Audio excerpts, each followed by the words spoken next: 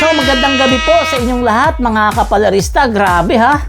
Grabe. Naawa ba kayo kay Marcoleta?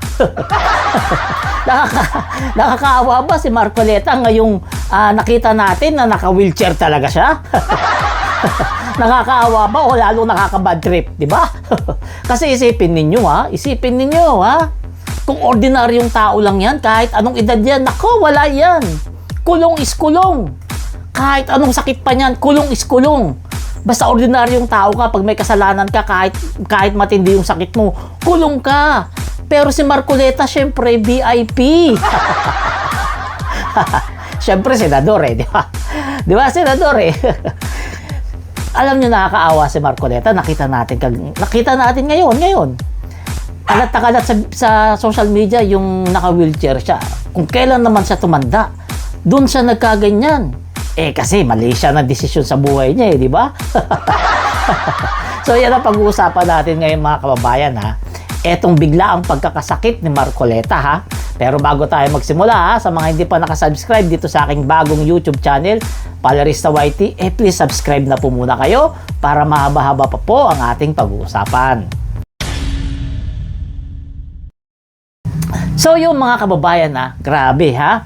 Nakita nyo na ba yung bagong larawan o video na kumakalat ngayon sa social media na etong si Marcoleta dadalhin sa PGH para talagang suriin kung talagang nararapat ba talaga to na manatili sa hospital o dapat isama na to sa mga preso.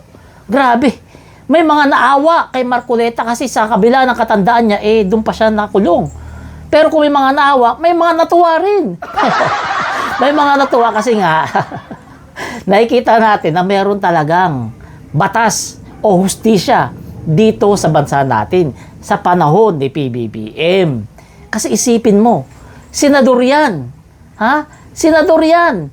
Pero makukulong. Tingnan mo naman, ikumpara natin yung panahon ni Digong sa panahon ni PBBM ngayon. Sa panahon ni Digong, may ganyan din nakulong si De Lima. Pero nakalaya. Eto, sabi ni PBBM, di ba? Hindi tayo pwede magmadali sa mga ipapakulong natin kasi baka ma-technical lang tayo. Baka hindi lang tumayo ang kaso sa husgado. Kaya sinigurado, bago ipakulong, matindi ang kaso. Matindi yung laban. Eto kay Marcoleta, matindi talaga yung laban kasi galing mismo sa bunganga niya yung ebidensya. Di ba? Pero ako sa personal kong opinion, naawa rin ako kay Marcoleta. Kasi syempre, ilang taon na ba yan? Line of 7 na ba yan si Marcoleta? Tingin ko parang line of 7 na yan, di ba? Tapos ngayon pa nakulong, anak naman ng katuray. Ngayon pa nakulong. Alam mo, mahirap makulong kahit nga sabihin mong bata ka mahirap makulong Yan pa kaya na matanda ka na may mga nararamdaman ka ng sakit? Tapos ngayon ka pa makukulong? Kasalanan ni Marcoleta yan. Walang may kasalanan dyan. Siya may kasalanan dyan. Dahil pahina-hina siya. Pahina-hina siya ng diskarte sa buhay niya. Di ba? Isipin nyo, walang may kasalanan dyan. Siya may kasalanan dyan. Umamin siya ng mga bagay na ikipinahamak niya. Kaya sabi ko nga di ba? Dapat nagpa-suspindi na lang siya sa COMELEC sa pagkasenador niya. Mas okay na yun. Suspendido lang siya o kaya tanggal siya bilang senador, okay na yun. At least hindi gaya nito ngayon, nakakulong. Wala ring silbi yung pagiging senador niya kung nakakulong ngayon. Diba? Nagkamali talaga siya ng diskarte. Hindi rin pinayuhan ng mga kaibigan niya o nung abogado niya kung ano yung mga dapat sabihin kasi nakapokus lang sila doon sa COMELEC, sa kaso sa COMELEC. Doon lang sila nakapokus para hindi masuspende si Marcoleta bilang senador. Hindi nila nakita na balang araw pwedeng gamitin sa kanya etong mga sinabi niya. At ayun na nga nangyari. Ginamit sa kanya at wala pang piyansa. Makukulong siya. Kaya ngayon, ang diskarte niya, ayun, nagsakit-sakitan. Naglabasan yung mga sakit, di ba?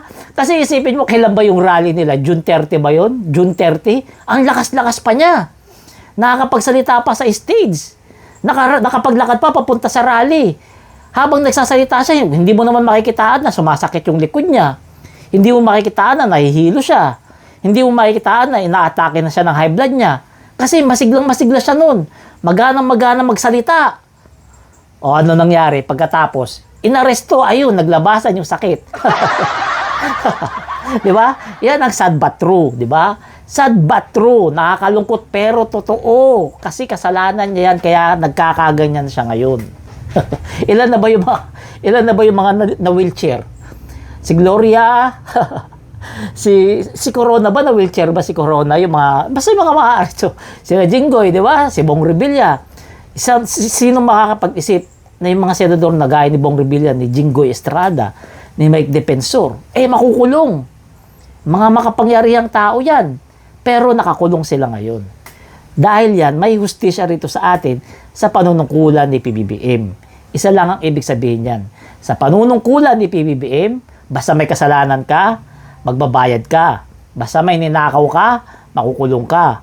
Basta may kagaguhan ka, siguradong sigurado, pagbabayaran mo ito.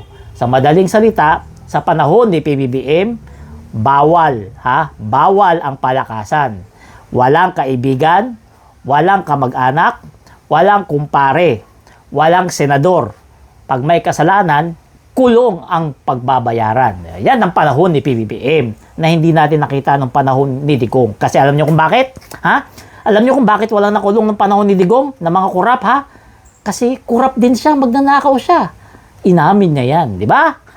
So mga kababayan bago tayo matapos, sa mga hindi pa nakasubscribe dito sa ating bagong YouTube channel, please subscribe na po muna.